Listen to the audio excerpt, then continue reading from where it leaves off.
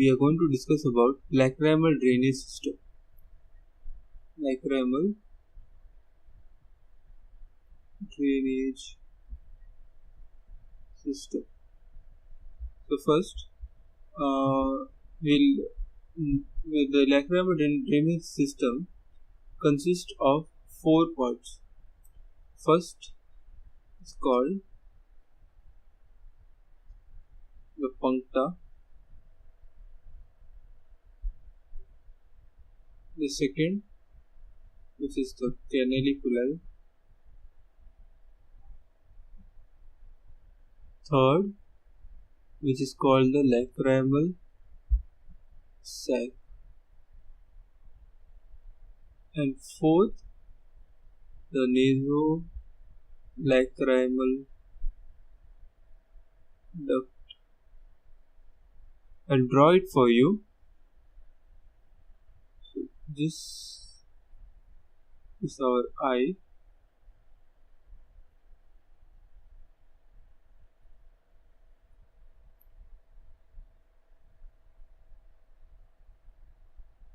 And the puncta, superior and inferior.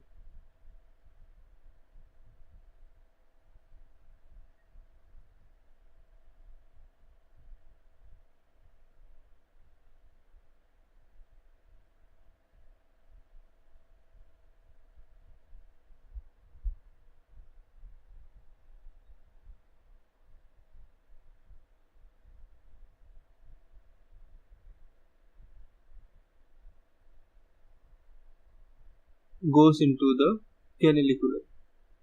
So this is the upper puncta. This is the lower puncta. And this upper canaliculus, lower canaliculus. Okay.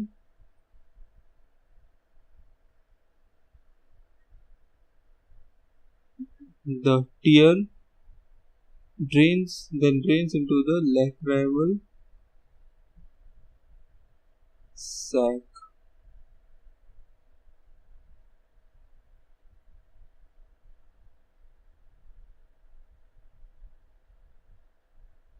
So this whole part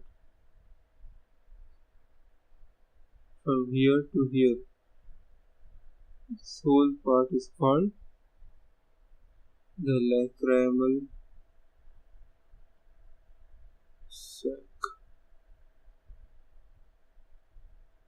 Whereas from here till here,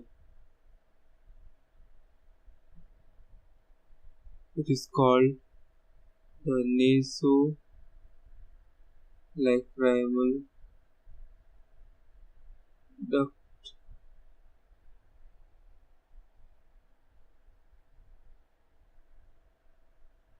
This part is called the common canaliculus.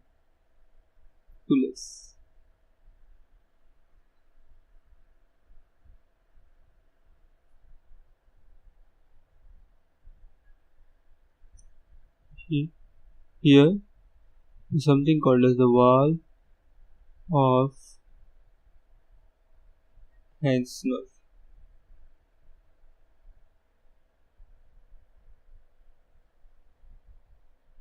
The puncta, which is located at the posterior edge of the lid margin, at the junction of the lash bearing lateral 5/6, which is also called the pars ciliaris, and the middle non-ciliated 1/6, which is called the pars lacrimalis. Pars lacrimalis. So this puncta is located between the hair bearing region, which is called pars ciliaris, and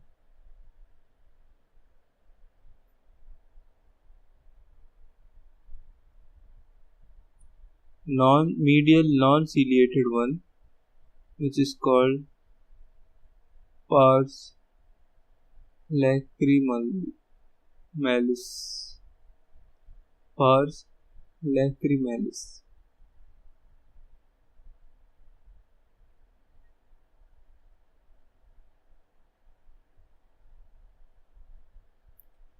Normally, the sphincter can be seen by just everting the eyelids.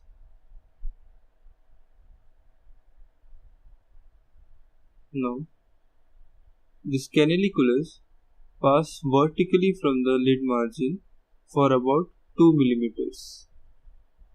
They pass perpendicularly for about 2 millimeters, and it is called ampulla. It has upper ampullae and lower ampullae. They then turn medially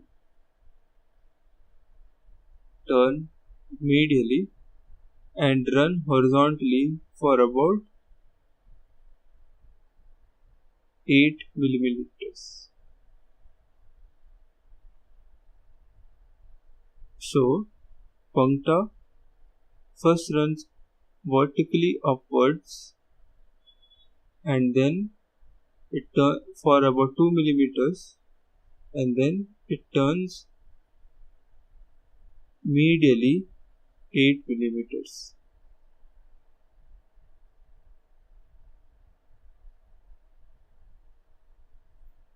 The superior and the inferior canaliculus unite to form the common canaliculus,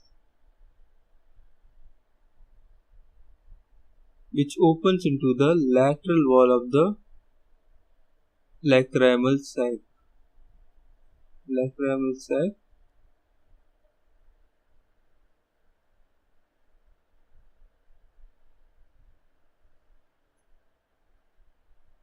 is a lacrimal sac and which opens into the lateral wall of the lacrimal sac. In some individuals, each canaliculus opens separately. That means that canaliculus can open separately without having the common canaliculus. A small flap of mucosa called the valve of Rosenmuller overhangs the junction of the common canaliculus and the lacrimal sac. That means it is present over here between the common canaliculus and the lacrimal sac and prevents the reflex into the canalicular. It's called valve of Rosenmuller.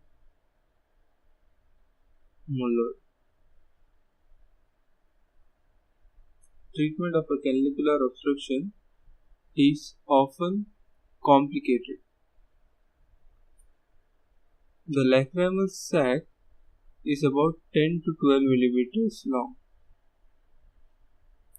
It is about 10 to 12 millimeters long and is present in the lacrimal fossa between the anterior and posterior lacrimal crest. The lacrimal bone and the frontal process of the maxilla separates the lacrimal sac from the middle meatus of the nasal cavity. So the lacrimal sac is present in the lacrimal fossa between the anterior and posterior lacrimal crest. The lacrimal bone and the frontal process of the maxilla separates the lacrimal sac from the middle meatus of the nasal cavity. In a dacryocystostomy, an anastomosis is constructed between the sac and the nasal mucosa.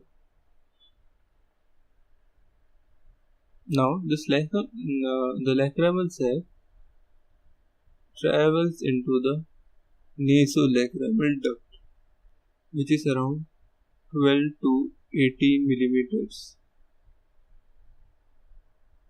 and is the inferior continuation of the lacrimal sac.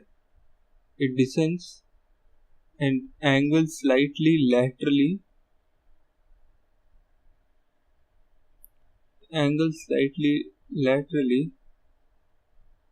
and posteriorly to open into the inferior nasal meatus.